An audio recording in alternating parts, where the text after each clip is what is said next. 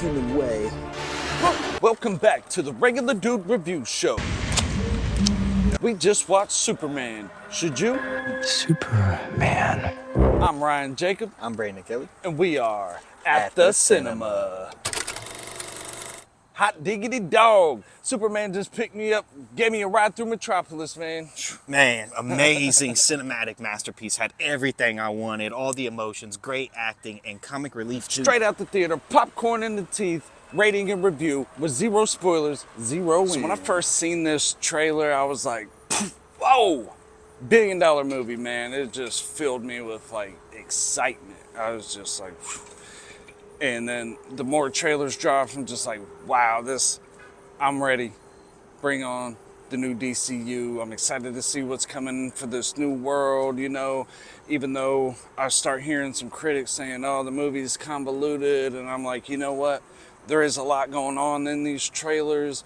Lois Lane is in like a spaceship or something, but I'm just like, the critics say all kind of stuff, especially about superhero movies. So I'm definitely excited to see what this movie's like and, you know, bringing the DCU to life. James Gunn is a genius. Yes, sir. I had high expectations for this one. I'm a James Gunn fan anyways. I love all of his work.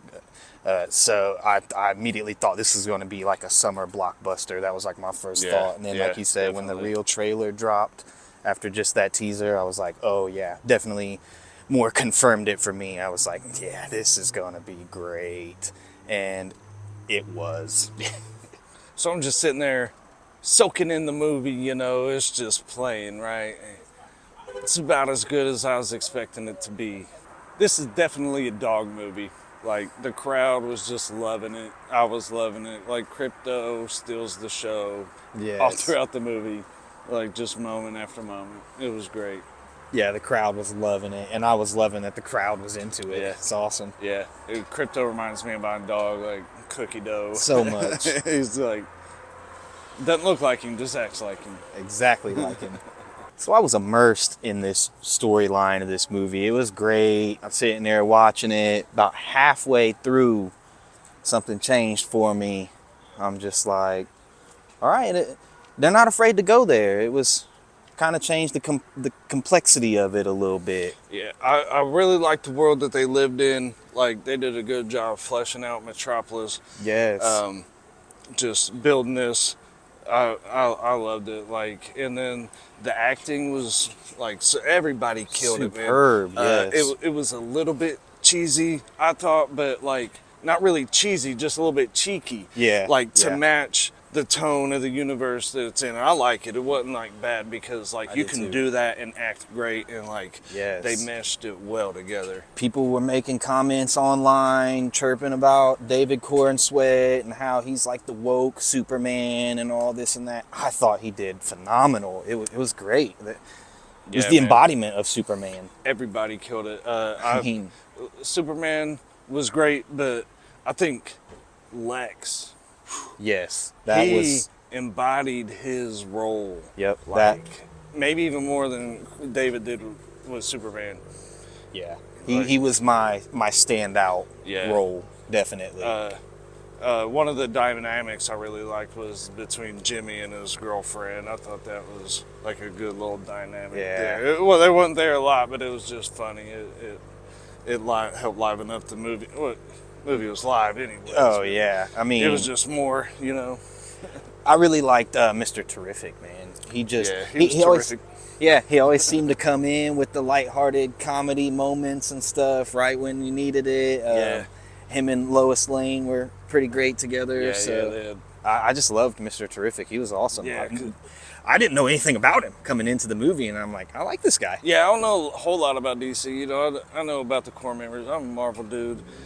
I didn't know nothing about Mr. Terrific. He was terrific. Superman was super. Sure was. Lex was Luthor. No, I'm just playing. So while you're at the Concession Confession booth, we're going to give you our popcorn-sized rating for Superman. I'm going to go ahead and give this thing a large, overflowing, butter, salt, popcorn, candy. It's just a few handfuls short of a bucket, I think. I kind of want to give it a bucket, but I don't know.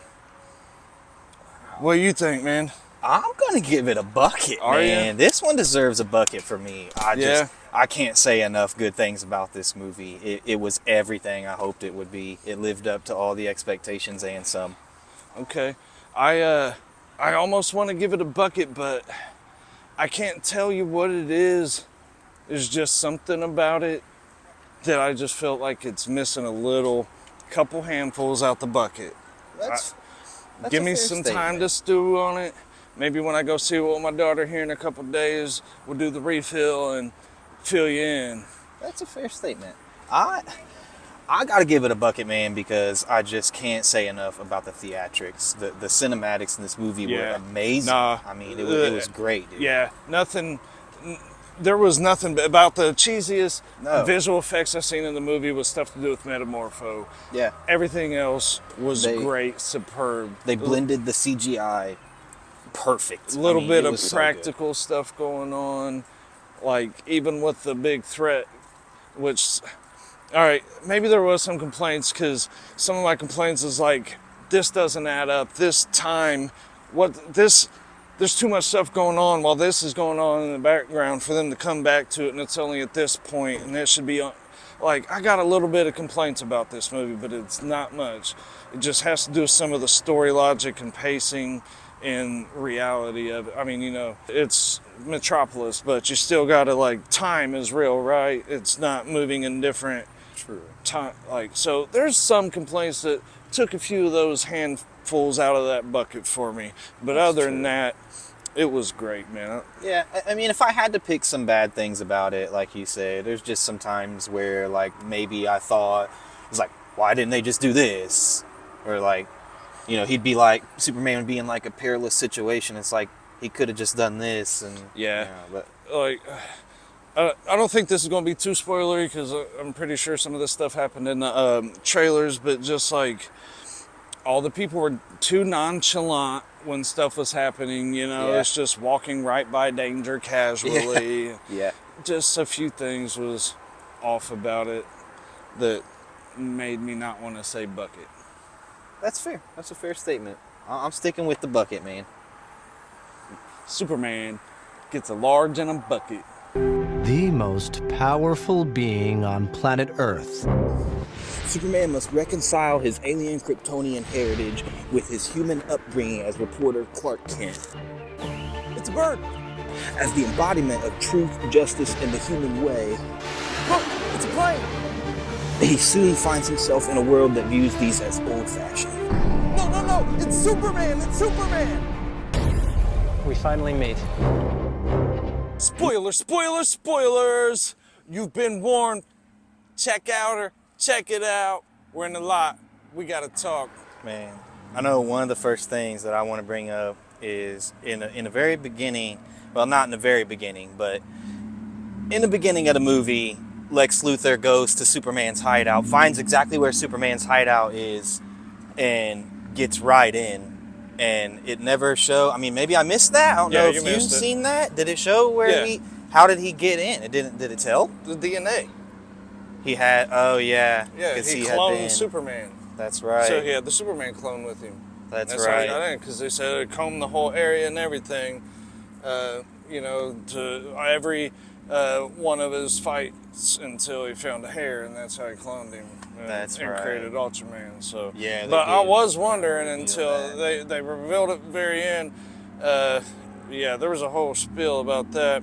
Yeah. You're right. But like, I don't think the public would switch that quick. Yeah. Against Superman. You know what I mean? Like, oh, the experts say it, I believe it. Yeah, It's got to be true. One news story. However long Superman's been around saving us, some people said, but I used to like him, but now I can't, I don't. But like, whatever. And like another thing that I kind of stuck with me is like the whole video of his parents that he was sent to Earth with and stuff. When they found the video, when Lex found the video, put the video out, like the full version, because they said it was damaged in the ship. But was it fabricated? I mean, will we ever know? Or well, Superman didn't even know. And Mr. Terrific even said that it was like real. So Yeah, he said it I was think most likely that real. maybe Superman just misunderstood what he thought, and that's kind of what the story was about a little bit, was like, your parents don't have to define you, you know, like your Yeah. biological parents or whatever is.